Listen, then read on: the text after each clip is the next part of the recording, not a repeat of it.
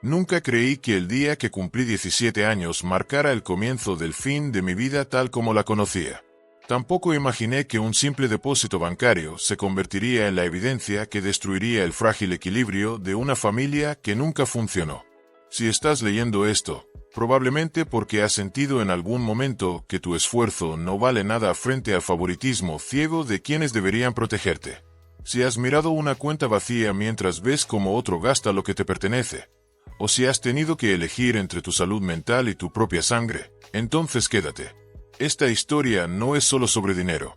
Es sobre límites, sobre justicia tardía pero implacable, y sobre cómo a veces tienes que quemar el puente para salvar tu propio futuro. No vengo a buscar lástima. Vengo a contar cómo se siente recuperar lo que es tuyo cuando el sistema, por una vez, decide ponerse de tu lado. Durante años, mi existencia se redujo a una ecuación silenciosa: trabajar, ahorrar, callar y esperar. Mi padre murió cuando yo aún era un niño, dejándome algo que en teoría me pertenecía. Por ley, por lógica, por sentido común. Pero al ser menor, la cuenta donde se depositó esa herencia tuvo que ser compartida. Mi madre figuraba como cotitular. Se suponía que era un mecanismo de protección. Se suponía que el dinero crecería conmigo, que se convertiría en cimientos para una universidad, en un colchón contra la incertidumbre, en la primera prueba tangible de que alguien, incluso desde lejos, había creído en mi futuro. Yo no pedí lujo, no pedí excepciones, solo pedí que lo mío fuera mío. Y durante un tiempo, mientras trabajaba en turnos largos, mientras contaba cada centavo antes de dormir, mientras veía crecer un número en una pantalla que representaba libertad, creí que bastaba con ser paciente. Creí que la sangre garantizaba lealtad. Creí, ingenuamente, que el amor familiar no se medía en transacciones bancarias. Todo cambió un martes cualquiera. Volví a casa después de un turno doble, con los zapatos desgastados y los dedos aún marcados por el teclado de la caja registradora. Frente a la puerta, brillando bajo la luz amarillenta de una farola que parpadeaba, había un todoterreno. No era cualquier vehículo. Era imponente, pulcro, con llantas que parecían recién salidas de catálogo y una pintura que reflejaba el cielo gris como un espejo caro. Mi hermanastro de 19 años estaba apoyado contra el capó, sonriendo con esa sonrisa que solo nace cuando recibes algo sin haber sudado por ello. Mi madre apareció en el umbral, con una taza de café en la mano y una expresión que mezclaba orgullo y justificación anticipada. Me dijo que era una oportunidad para él, que necesitaba sentirse apoyado, que con un vehículo podría buscar trabajo, salir adelante, madurar. Asentí. No grité. No lloré. Solo caminé hacia mi habitación, cerré la puerta y abrí la aplicación del banco. El saldo era casi cero. No fue un error. No fue un hackeo. Fue una transferencia autorizada. Mi madre, como cotitular, había movido el dinero. No para mi educación. No para mi salud. No para mi futuro. Lo había convertido en 4 ruedas y un motor que mi hermanastro no sabía ni cómo encender correctamente. La rabia que sentí no fue explosiva.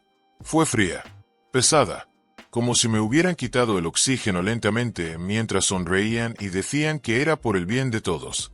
Fui al banco al día siguiente. Me explicaron con educación institucional que la cuenta era compartida, que ella tenía plenos derechos, que no podían revertir la transacción sin una orden judicial. Asentí de nuevo. No discutí con los empleados. No era culpa de ellos. Eran engranajes de un sistema que no estaba diseñado para proteger a los menores cuando los adultos deciden ignorar la ley moral. Salí del banco con un nudo en el estómago y una certeza absoluta. Si el dinero no volvía por las buenas, volvería por las malas. Y esta vez, no serían palabras. Serían papeles. Serían firmas. Serían consecuencias. Encontrar ayuda no fue inmediato. Pregunté en la escuela. Algunos Strav. Otros ofrecieron consejos bien intencionados pero inútiles. Uno sugirió confrontarlo físicamente. Sabía que la violencia solo alimentaría el ciclo de victimización que mi madre ya había perfeccionado. Entonces, un amigo de confianza habló con su padre. Su padre conocía a un abogado. Ese abogado conocía a otro. Y ese otro aceptó una consulta inicial sin cobrar por adelantado. Me senté en una oficina con paredes de roble falso y escuché a un hombre de 50 años explicarme, con voz tranquila pero firme, que lo que mi madre había hecho no era solo una traición familiar, era un incumplimiento fiduciario, que el dinero de mi padre tenía un propósito legalmente reconocible, que todo lo que yo había depositado después se había mezclado con ese fondo, y que, por tanto, el monto completo podía reclamarse como destinado a mi beneficio, que la compra del vehículo no era un gasto familiar, era un desvío de activos, que tenía caso, que no tendría que pagar nada hasta ganar, que, si ganábamos, la factura legal iría contra ella. Le entregué cada documento que pude reunir, extractos bancarios, papeles de la herencia, facturas del concesionario, comprobantes de depósito. Él los revisó en silencio. Luego dijo, vamos a recuperar lo tuyo. Y ella va a aprender que el karma no es un concepto espiritual. Es un documento notariado.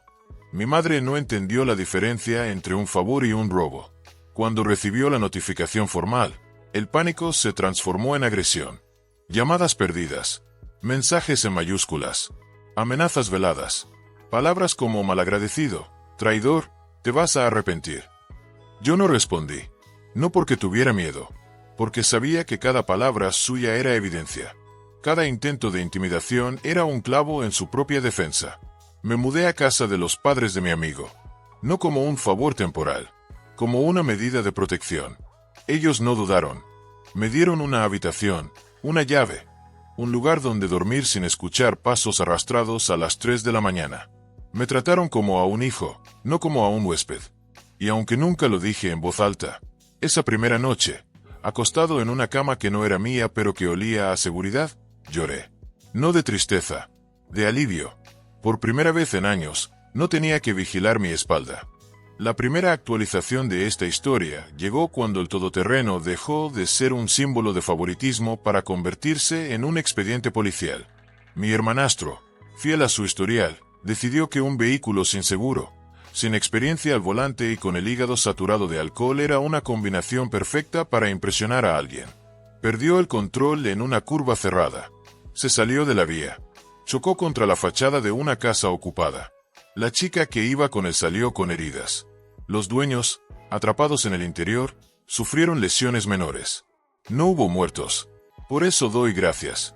Pero hubo daños materiales, gastos médicos, traumas, sobre todo, responsabilidades civiles y penales que no podían ignorarse.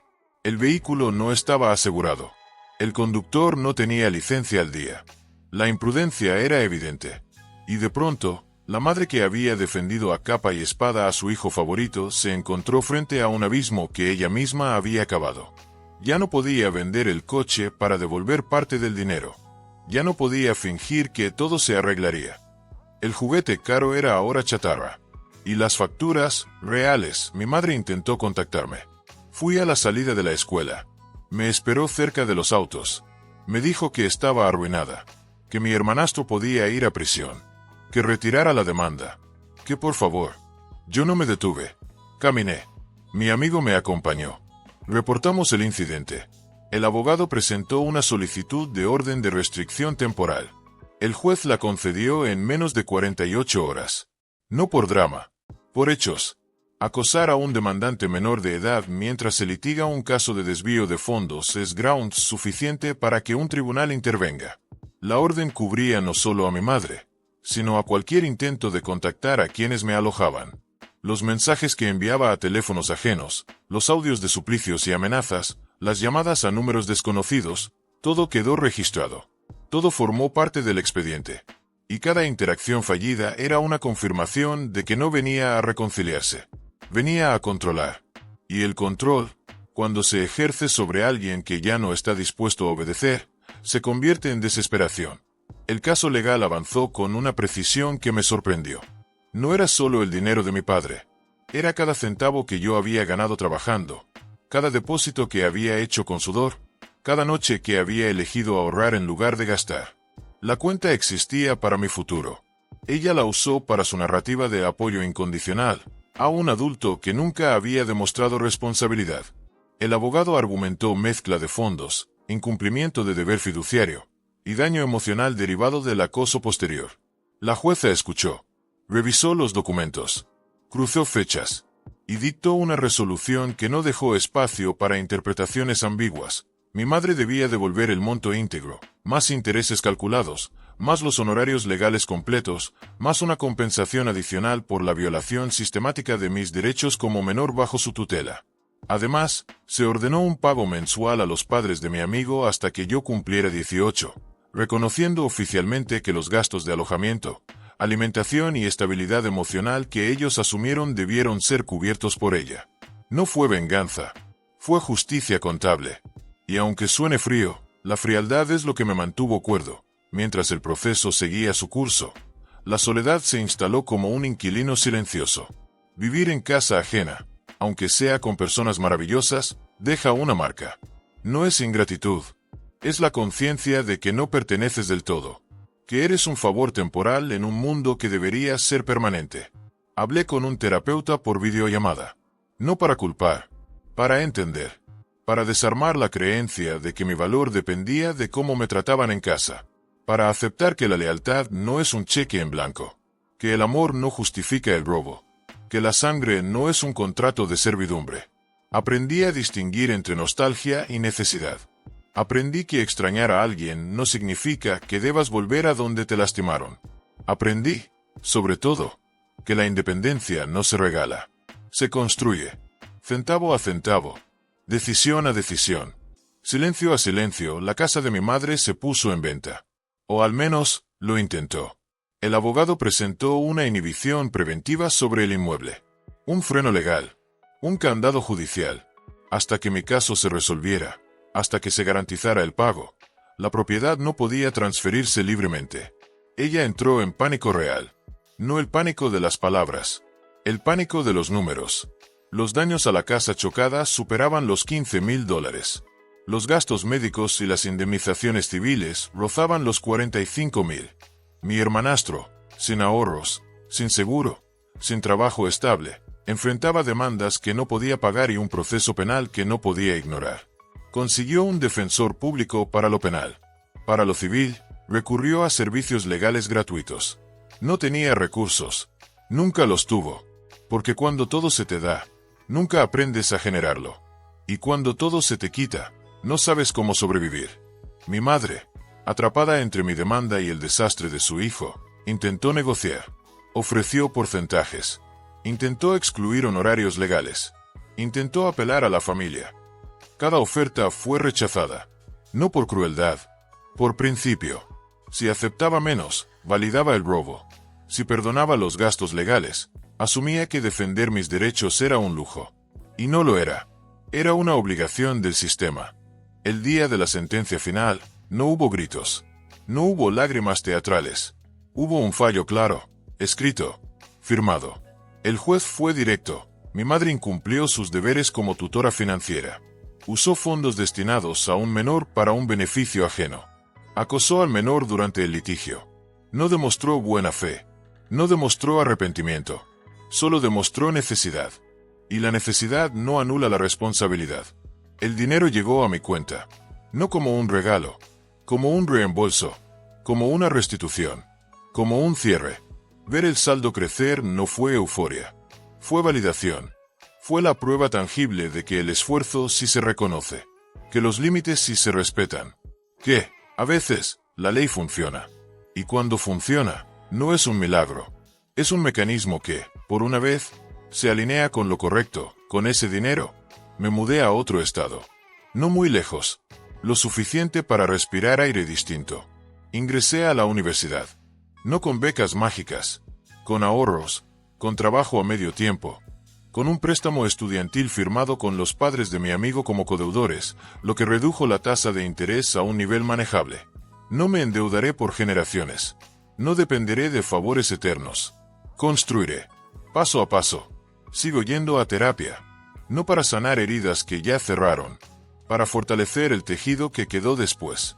Para aprender a confiar sin ingenuidad. Para amar sin rendir mi autonomía. Para entender que la familia no siempre es la que comparte tu apellido. A veces es la que te abre la puerta cuando ya no tienes llave. A veces es la que te escucha sin juzgar. A veces es la que te dice quédate, cuando el mundo te dice vete.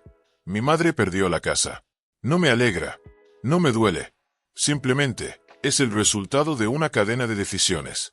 Ella eligió el favoritismo sobre la equidad. Eligió la ilusión sobre la responsabilidad. Eligió proteger a un adulto incapaz en lugar de preparar a un menor dispuesto. Y las decisiones tienen peso. No castigo divino. Física social. Causa y efecto. Mi hermanastro cumplió 7 meses de condena por conducción temeraria y daños a terceros. Al salir, intentó volver con ella. Ella lo rechazó. No por maldad. Por supervivencia. El tiempo en prisión, según me contaron, no lo transformó. Pero sí le mostró que el mundo no gira alrededor de sus caprichos. Buscó a su padre biológico. Se mudó. No sé dónde. No pregunto. No es mi historia. Es la consecuencia de la suya. Y cada uno carga la suya. A veces, la gente me pregunta si debería sentir lástima. Si no debería perdonar. Si no debería darle una oportunidad. La respuesta es simple. El perdón no es una obligación. Es una elección. Y no elijo olvidar lo que me quitaron. No elijo normalizar lo que me robaron. No elijo confundir la nostalgia con la justicia. Mi madre tuvo 17 años para ser lo que necesitaba. No lo fue. Y cuando tuvo la oportunidad de enmendarlo, eligió la confrontación. La ley no me dio venganza. Me dio equilibrio. Y el equilibrio es más valioso que cualquier reconciliación forzada. Hoy, escribo esto desde una habitación propia. Con ventanas que abro por la mañana. Con un escritorio donde planeo mis clases. Con un teléfono que suena solo cuando quiero. Con una cuenta que refleja mi esfuerzo, no el de otros. No soy el niño que ahorraba en silencio. Soy el adulto que sabe lo que vale su tiempo. Que sabe decir no. Que sabe caminar sin mirar atrás. Que sabe que la lealtad se gana, no se exige. Que el respeto se construye, no se hereda. Y que, a veces, la forma más poderosa de amar a alguien es alejarte de quien te trata como opción. Si estás leyendo esto y sientes que tu esfuerzo no vale. Si estás en una cuenta vacía mientras otros gastan lo tuyo. Si tienes que elegir entre tu paz y tu sangre. Si has sido el invisible en tu propia casa. Si has trabajado el doble para recibir la mitad. Si has callado para no romper algo que ya estaba roto. Escucha esto, no estás solo. No estás exagerando. No eres el problema. Los límites no son egoísmo. Son supervivencia. La justicia no es crueldad. Es equilibrio. Y tu futuro no depende de quienes te ignoraron. Depende de quienes decides creer en ti. Incluso cuando nadie más lo hace. Esta historia no termina con un final feliz. Termina con un final justo. Y a veces, lo justo es suficiente. A veces, lo justo es todo lo que necesitas para empezar de nuevo. Para respirar. Para crecer. Para elegirte. Y si algo te llevas de estas líneas, que sea esto. Tu dinero es tu esfuerzo. Tu esfuerzo es tu vida. Tu vida no es negociable. Defiéndela. Con papeles. Con límites. Con silencios estratégicos. Con pasos firmes. No esperes a que te lo devuelvan. Exígelo. Porque el mundo no premia a los pacientes. Premia a los que saben cuándo dejar de esperar y empezar a actuar. Gracias por leer. No por mí. Por ti. Porque tu historia también importa. Y porque, a veces, contarla en voz alta es el primer paso para recuperarla.